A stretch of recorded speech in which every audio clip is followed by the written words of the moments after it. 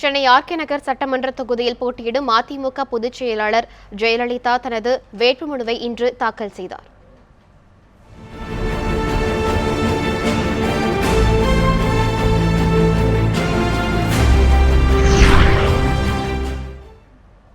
இன்று நண்பகல் 12 மணியளவில் போயஸ் கார்டனில் இருந்து தண்டையார்பேட்டை மண்டல அலுவலகத்திற்கு புறப்பட்ட ஜெயலலிதா 12:20 மணியளவில் தனது வேட்புமனுவை தாக்கல் செய்தார். தேர்தல் நடத்தும் அலுவலர் பத்மஜாவிடம் தனது வேட்புமனுவை ஜெயலலிதா சமர்ப்பித்தார். ஜெயலலிதா வருகை முன்னிட்டு தண்டையார்பேட்டை மண்டல அலுவலகத்திற்கு பலத்த பாதுகாப்பு ஏற்பாடுகள் செய்யப்பட்டிருந்தன.